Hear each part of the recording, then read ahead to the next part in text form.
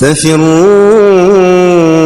إلى الله إني لكم منه نذير مبين ولا تجعلوا مع الله إلها آخر إني لكم منه نذير مبين. نحمده ونستعينه ونستهديه ونستغفره ونعوذ بالله تعالى من شرور أنفسنا ومن سيئات أعمالنا. من يهده الله فهو المهتد ومن يضلل فلن تجد له وليا مرشدا. وأشهد أن لا إله إلا الله وحده لا شريك له وأشهد أن محمدا عبده ورسوله صلى الله عليه وسلم. يا أيها الذين آمنوا اتقوا الله حق تقاته ولا تموتن إلا وأنتم مسلمون. يا أيها الناس اتقوا ربكم الذي خلقكم من نفس واحدة وخلق منها زوجها وبث منهما رجالا كثيرا ونساء واتقوا الله الذي تساءلون به والأرحام إن الله كان عليكم رقيبا. يا أيها الذين آمنوا اتقوا الله وقولوا قولا سديدا يصلح لكم أعمالكم ويغفر لكم ذنوبكم ومن يطع الله ورسوله فقد فاز فوزا عظيما. ما بعد فإن أحسن الحديث كلام الله وإن خير الهدي هدي النبي محمد صلى الله عليه وسلم وإن شر الأمور محدثاتها وإن كل محدثة بدعة وإن كل بدعة ضلالة وإن كل ضلالة في النار وإنما توعدون لآت وما أنتم بمعجزين. اللهم صل على محمد النبي وأزواجه أمهات المؤمنين وذريته وآل بيته كما صليت على إبراهيم إنك حميد مجيد. وبارك اللهم على محمد النبي وأزواجه أمهات المؤمنين وذريته وآل بيته كما باركت على إبراهيم إنك حميد مجيد. أيها الجمع الطيب الكريم، أسأل الله عز وجل أن يجمعني دائما وإياكم على طاعته ويباعد بيننا وبين معاصيه إنه على كل شيء قدير. أما بعد، أيها المسلمون يا عباد الله، إن موضوعي مع حضراتكم اليوم لهو الموضوع الجد خطير.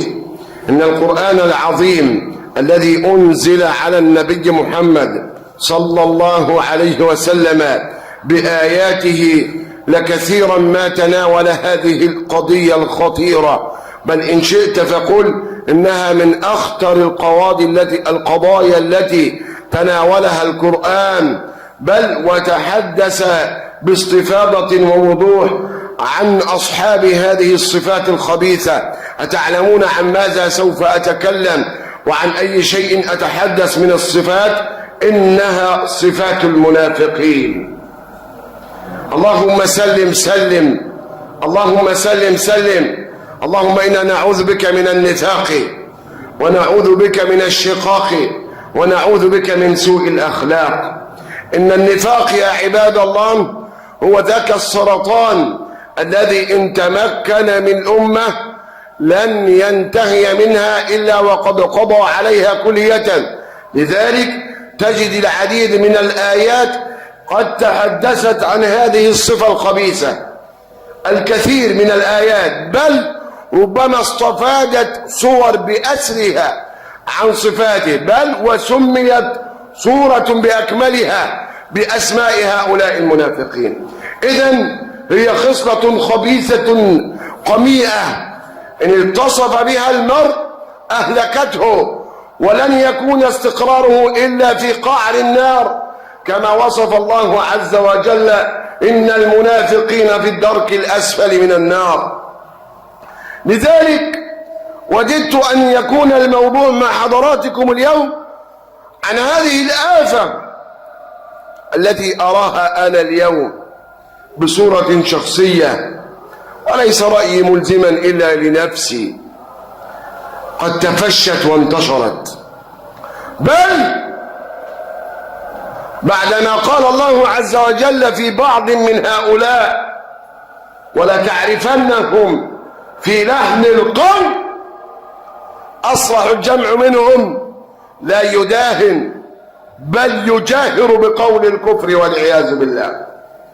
لذلك عندما أتكلم عن هذه الآفة وجب على كل امرئ منا أولا أن يحضر على نفسه. ولم لا وقد خاف على نفسه هذه الصفة من هو أعظم مني ومنك، إنه الفاروق عمر رضي الله عنه، لما ذهب إلى حذيفة حامل ختم أمانة رسول الله صلى الله عليه وسلم الذي اختصه الرسول صلى الله عليه وسلم بأسماء المنافقين، فإذ به يذهب إليه ويستحلفه بالله: أسماني لك رسول الله صلى الله عليه وسلم في المنافقين عمر. وما أدراك ما عمر؟ ذلك الجبل الأشم يتهم نفسه بالنفاق. فكيف حالي وأنا ربما كانت فيها خصلة، أو إن شئت فقل خصال، وأنا أظن أنني من المؤمنين الخلص، فاللهم تب علينا وعلى عصاة المسلمين. أما إذا جئنا إلى كلمة النفاق من حيث اللغة، فهي من مادة نون فاء قاف التي تدلل على الخروج، والأصل في الكلمة هي تأتي من النفق، أي المكان المدفون الذي يخلص إلى مكان آخر، وخاصة هذا السكن تكن باليربوع أعزكم الله، فإن مسكنه دائما لا يكون إلا في النفق. انظر إلى هذه الخصلة من ذاك الخبيث الذي يتشبه باليربوع عندما يظهر خلاف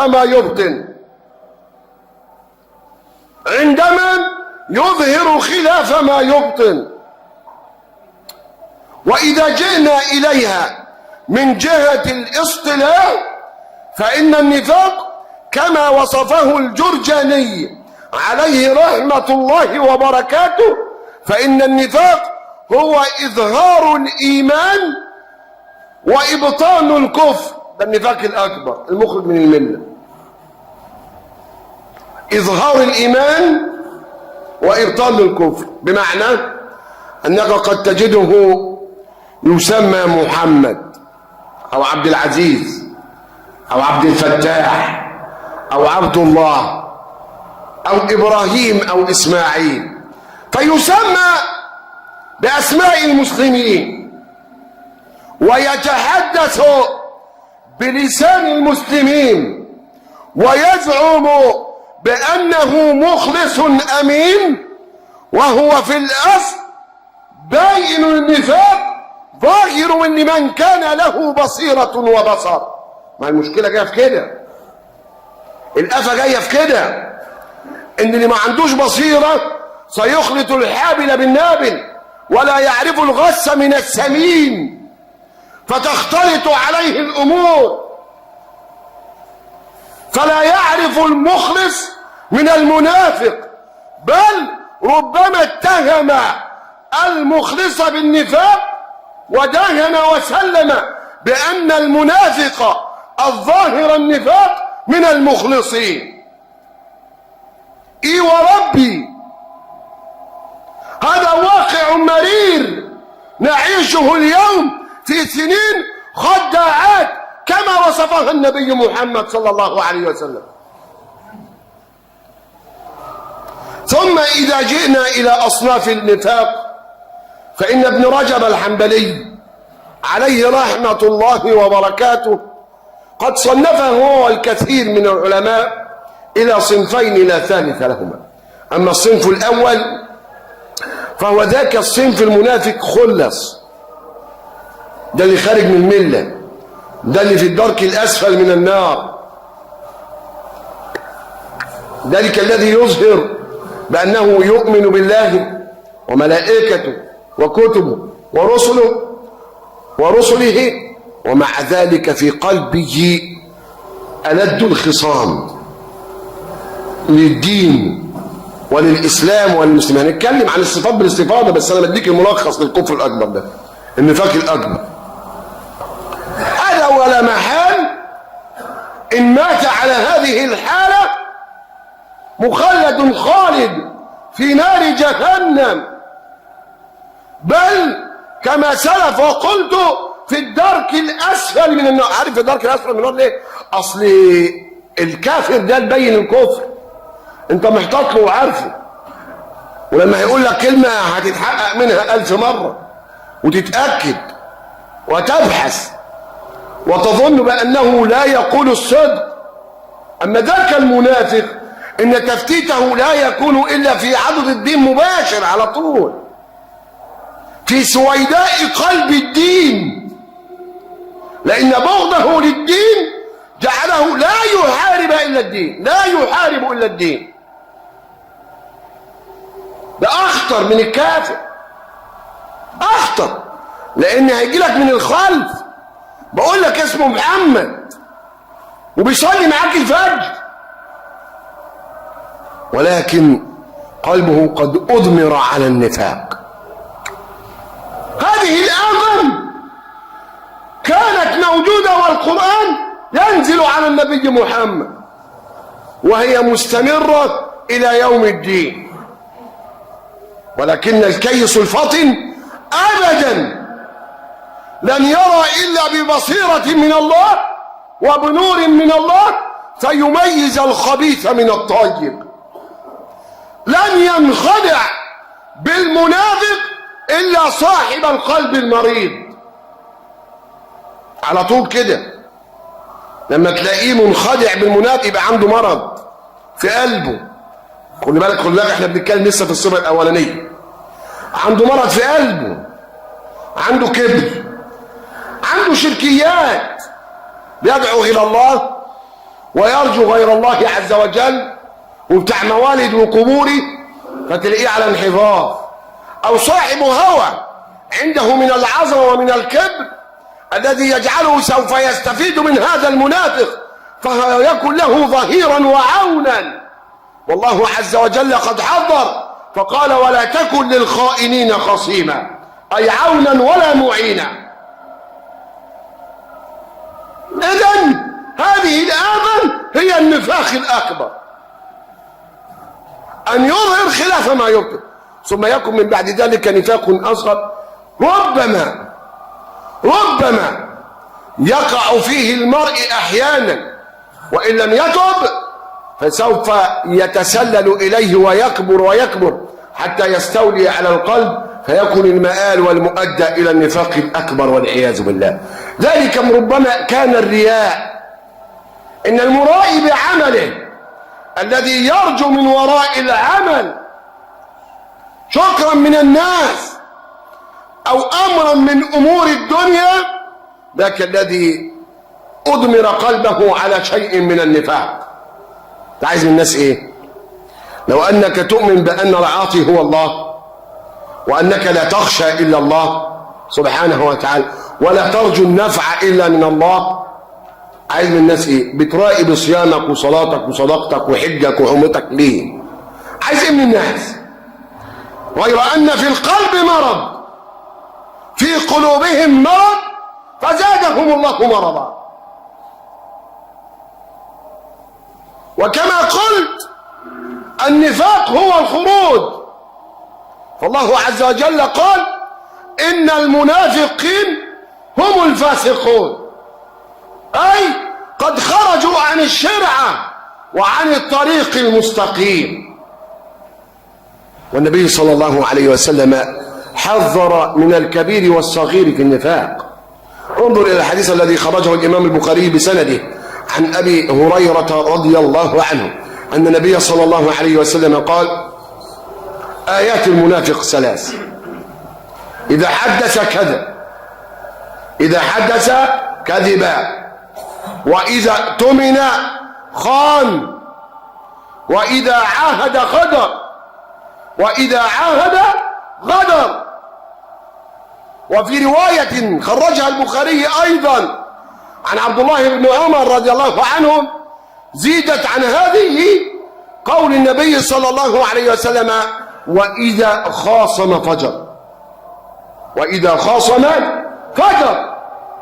صفات أولية قد يشترك فيها صاحب النفاق الأكبر وصاحب النفاق الأصغر.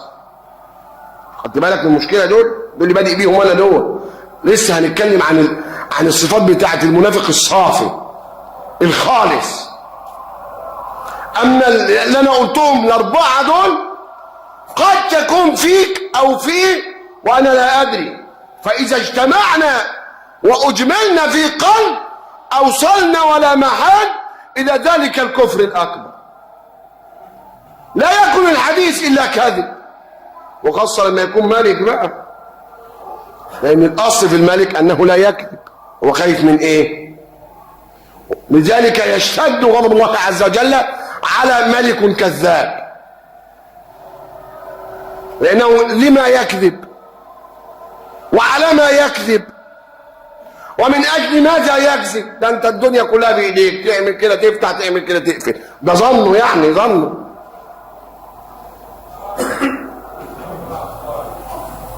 وإذا اؤتمن خان، خاين.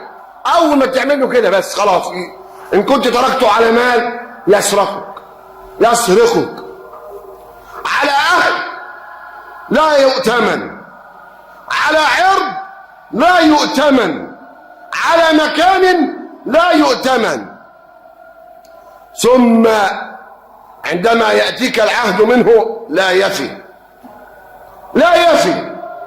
كم من مرات عهدنا فغدرنا، كم من مرات وعدنا فأخلفنا. عد بقى كده وقول لي، عد وقول لي كم من المرات.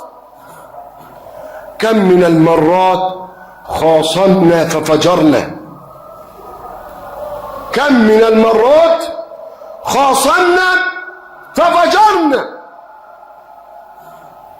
فاحذر، والله نفسي وإياك أحذر أن يكون في قلبنا خصلة من هذه الأربع التي حذر منها النبي صلى الله عليه وسلم.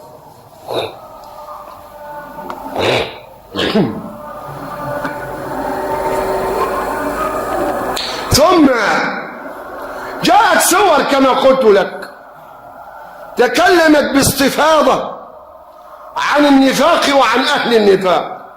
ومن أكثر السور التي تحدثت عن ذلك هي المقشقشة الفاضحة، سورة التوبة.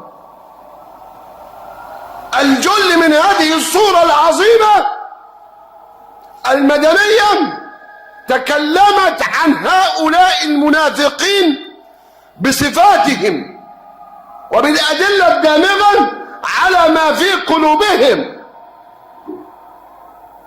تحدثت عن بعض الصفات، هكلمك عن بعضها. طبعا هي الصفات أكثر من أنها تدرج اليوم أو تقال اليوم، ولكن من أهم هذه الصفات أولا هم يشيعون الفرقة، يشيعون الفرقة والتشرذم بين المسلمين.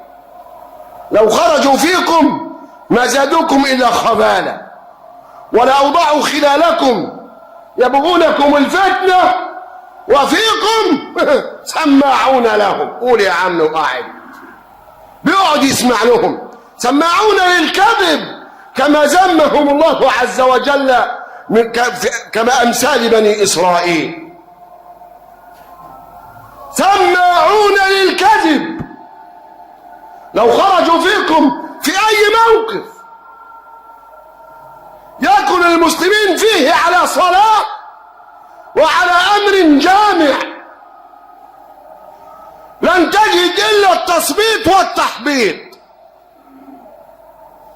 لن تجد إلا زرع الفتن في الصف الواحد لينشر. ولأوضعوا خلالكم يبغونكم الفتنة، هم شغلتهم كده. أهل فتنة، أهل فتنة.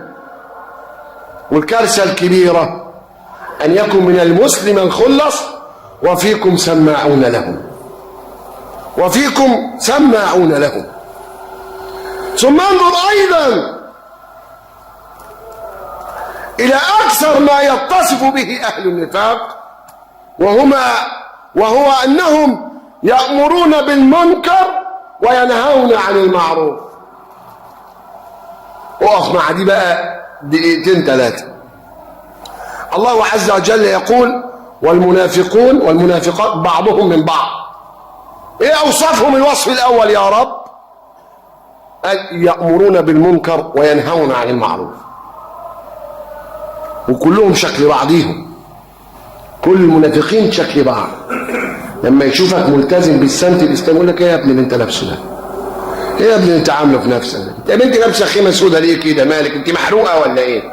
مداريه وشك ليه؟ يبقى انت مش جميله بقى. ثم يلذذ لك المنكر، مش فيها حاجه، دي عادي جدا، اصل العمليه ما هو. وينكر ما اعلم من الدين بالضروره. يطلع يقول لك الحجاب مش فرض. الله الله، ازاي يا ابني؟ امال ايه اللي فرض؟ التبرج اللي فرض؟ الخلاعه والخنا والزنا اللي فرض؟ الدياسه اللي فرض؟ كيف يكون ذلك؟ امرا بالمنكر ناهيا عن المعروف. ان وجدت الرجل يستمرئ ذلك ويجعله دينا له فاشهد له بالنفاق. كل ما تلاقي معروف ينكره ومنكر يؤيده. خمرة مش حرام الا لما تسكت كلامنا ما سمعناهوش ولا شفناهوش. ثم تسمى الاسامي بغير اسمها ليدلس الامر على اهل التغفيل واهل الانخداع. هو عايز ينخدع، خلي بالك. هو الذي يخدع في امثال هؤلاء هو جواه نفسه ينخدع. الكلام ده عاجبه عشان هيرفع عنه القيود، وعايز يعمل، عايز يعمله، ويقول لك: ما الشيخ قال يا عم الشيخ البنوك ما فيش فيها حاجه، طب تحرموها علينا يا متشددين يا متسلفين يا ارهابيين. هو صاحب هوى، فهواه جعله يتصف بهذه الصفه، الا وهي امره بالمنكر ونهيه عن المعروف. ثم يكون من بعد ذلك صفة أخرى: أولئك دائما يستهزئون بالأمور التي تتعلق بالدين وبأهل الدين. الأفلام اللي ظهرت في أول من الأفلام والسيما دخلت مصر كان أكتر الشخصيات اللي يستهزئوا بيها مين؟ المشايخ والدعاة. لا يستهزئون بأهل الملل والنحل الأخرى لإسقاط هيبة العالم والداعي اللي هو أعلى منزلة في المسلمين، أعلى من الحاكم وأعلى من أي حد، العالم والداعي. فجاء ليسقطه باستهزاء واستخصاء. يجيبوا بيه يقول: امتطيت الفسبة، ويقول عملت مش عارف ايه، او بياكل اموال الناس بالباطل وعامل فيها شيخ او وليقص ما لم يقل. وبعدين لما تيجي تتكلم يقول لك: يا عم الشيخ ده تمثيل، احنا بنمثل. ولئن سالتهم ليقولون انما ايه؟ كنا ناخذ ونلعب. ده هزار، احنا ما نقصدش. ايه مال الدين بقى ومال الكلام ده؟ ايه اللي دخل الدين في النكت التي يكفر بها بالله وبرسوله صلى الله عليه وسلم؟ لا يا ابني، ده كفر يا ابني. لو ادمنت ذلك اصبحت من المنافقين حقا. ولئن سالتهم ليقولن انما كنا نخوض ونلعب، حديث الراكب يا رسول الله. قل أبالله وآياته ورسوله كنتم تستهزئون لا تعتذروا. مش اعتذار، ده كفر، والكفر ما فيهوش هزار. اوعى تهزر في حديث او تهزر في آية او في شعيرة من شعائر الدين. يا عم الشيخ اللي دانك زي المقشة، انت لابس جيبة جلابية صغيرة قوي كده ليه؟ وهذه من شعائر النبي صلى الله عليه وسلم، وما فعلها هذا الرجل إلا تأسيا بالمعصوم. قل أبالله وآياته ورسوله كنتم تستهزئون لا تعتذروا. ما فيش اعتذار. قد كفرتم بعد إيمانكم. وأكمل من بعد جلسة الاستراحة إن شاء الله. ملكا قادرا قهارا قابلا للتوب للعيوب ستارا، وأشهد أن لا إله إلا الله وحده لا شريك له، وأشهد أن محمدا عبده ورسوله صلى الله عليه وسلم. ومن صفات أهل النفاق أنهم يحزنون إذا انتصر أهل الإسلام وكانت لهم الرفعة، ويفرحون إذا انتصر الكفر وأهله. إن تمسسك حسنة تسؤه، وإن تصبك مصيبة يفرحوا بها ويقولون قد أخذنا أمرنا. احنا مظبوطين قوي، احنا اللي صح وهم اللي غلط. يعني ساعة ما يلاقي الإسلام متقدم يبتدي يصبط فيك ويجي على الرموز ويقطعها لك يضربها لك. عقبة بن نافع ده ما كانش قائد عظيم ولا حاجة، ده شوية قبائل كده وقطع فيهم، ما كانتش أمريكا يعني ولا حاجة. يجي على الرموز ويقوم بهدمها حتى يبث فيك روح الانهزام والخنوع والخضوع. كلام واضح قوي، كلام مش محتاج تفسير يا اخوان، كلام عجيب. ان تمسسك حسنه تسوءهم، لما يلاقوك متقدم كده والناس حباك بيغلي هو من جوه حزين، ويبتدي بقى يفتش لك، يقول لك محمد الشيخ، انت ما تعرفش محمد الشيخ ده بيعمل ايه؟ او ما لقاش في الظاهر يقول لك هو نسي نفسه، قال سنه 1932 كان بيعمل ايه؟ مش كان بيلعب معانا كوره وبيعمل بيخفف سوا؟ مش هو ده اللي عامل فيها شيخ؟ ويبتدي يشرذم ويتحسس العورات ويتجسس، ولا يبتغي من ذلك الا هدم الدين. هو مش بيدور على الشخص، خلي بالك، لان هو الشخص مش يعنيه قوي، دي العداوه جايه للدين كله، ده هي العداوه للاسلام ولكل من يتصف بالاسلام ولكل من ينتمي للاسلام ولكل رمز من رموز الاسلام. وفي الاخر يقول لك انتوا شغالين بكفاراتيه. والله العظيم ما بنكفر حاجه، والله ما جينا ولا تربينا على ايد الاكابر من اهل العلم على هذا المنهج، ما ربونا على ذلك، ولكن الكيل طفع. هذا دين، هذه شرعه.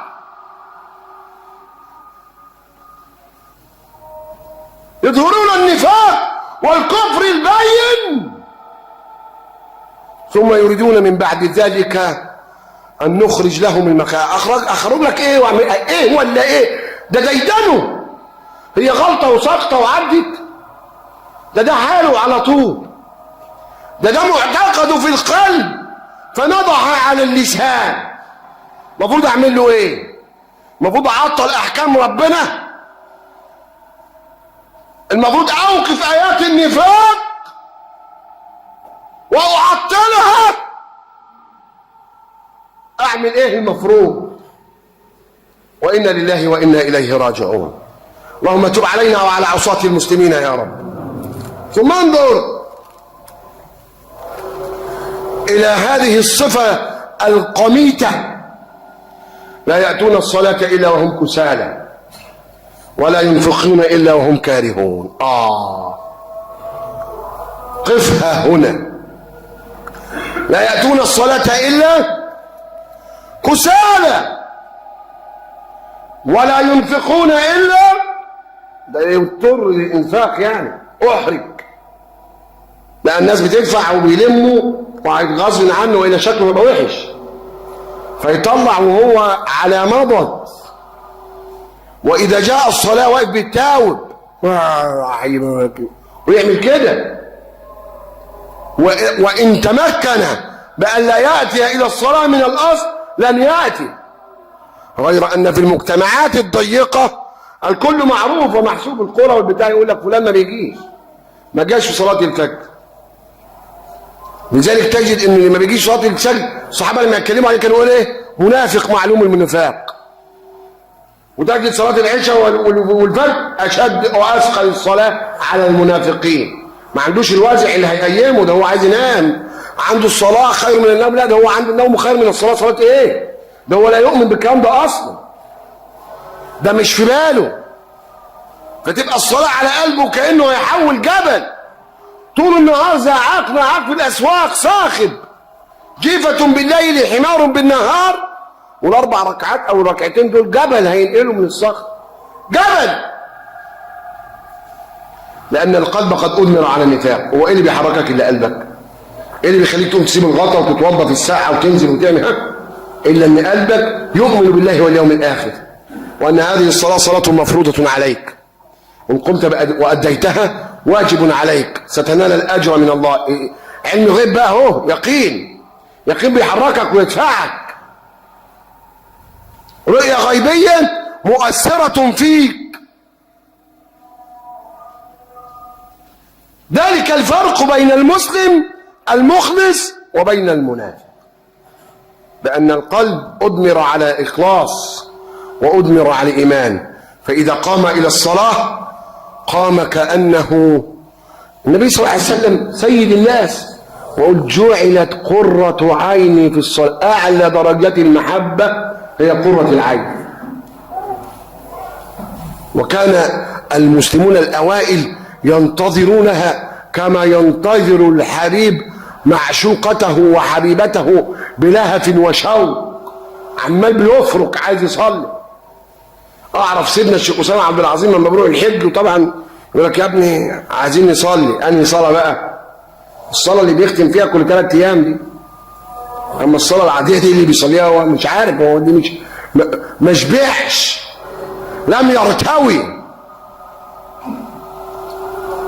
اما البعض منا اذا اطال الامام يخرج من الصلاه يقول لك ده يرضي ربنا يا عم. يرضي ربنا يا سيدي. والله والله العظيم النبي صلى الله عليه وسلم صلى المغرب بألف لام ميم الأعراف، ومن بعده الركع صلى الفجر بالبقرة كاملة. يبقى يرضي ربنا ولا ما يرضيش ربنا؟ لما الامام يطول عليك شويه تطلع صاخب، واللي حافظينه كلهم افتان انت يا معاذ. دي اكتر حاجه حافظينها. النبي مش قال خففوا، يعني خففوا اي تخفيف انت تعني. لذلك احذر ان تقوم الى الصلاه وانت كسل او انت كسلان، واحذر ان تنفق وانت كاره للانفاق. اسال الله عز وجل في عليائه اللهم يا حي يا قيوم يا ذا الجلال والاكرام صلي على النبي محمد واله. ربنا اغفر لنا ذنوبنا واسرافنا في امرنا وثبت اقدامنا وانصرنا على القوم الكافرين. اللهم انا نعوذ بك من النفاق، اللهم انا نعوذ بك من النفاق ونعوذ بك من المنافقين. اللهم تب علينا، اللهم اهدنا واهد بنا واجعلنا سبيلا وسببا لمن اهتدى. اللهم واهد الناس اجمعين. اللهم انا نعوذ بك من الهم والحزن، ونعوذ بك من العجز والكسل، ونعوذ بك من الجبن والبخل، ونعوذ بك من غلبة الدين وقهر الرجال. اللهم واقسم لنا من خشيتك ما تحول به بيننا وبين معصيتك، ومن طاعتك ما تبلغنا به جنتك، ومن اليقين ما تهون به علينا مصائب الدنيا، ومتعنا بأسماعنا وأبصارنا وقوتنا ما أبقيتنا. اللهم واجعله الوارث منا، واجعل ثأرنا على من ظلمنا، وانصرنا على من عادانا. اللهم لا تجعل مصيبتنا في ديننا، ولا تجعل الدنيا أكبر همنا ولا مبلغ علمنا ولا إلى النار مصيرنا، واجعل اللهم الجنة هي دارنا. اشف مرضانا ومرضى المسلمين، عاف مبتلانا ومبتلى المسلمين. اللهم اشف شيخنا، اللهم اشف شيخنا، اللهم اشفيه شفاء لا يغادر سقما. اللهم رده إلى منبره ورده إلى قلمه، واجعل مرضه في ميزان حسناته يا رب العالمين. اشف جميع مرضى المسلمين. اللهم ارحم موتانا، اللهم ارحم موتانا وعاف مبتلانا وارزق عاقمنا واهد ضلانا. اللهم واصلح ابناءنا، اللهم اصلح ابناءنا، اللهم اصلح ابناءنا وابناء المسلمين. اللهم اهد ابناءنا وابناء المسلمين. اللهم بارك لنا في ذرياتنا، اللهم اجعلنا لارحامنا واصلين. اللهم ارزق كل مشتاق الى الخلف، اللهم ارزق كل مشتاق الى الخلف، اللهم ارزق كل مشتاق الى الخلف. آمين آمين آمين. عباد الله أقول ما أعلم والله تعالى أعلى وأعلم، وقوموا إلى صلاتكم يرحمكم الله.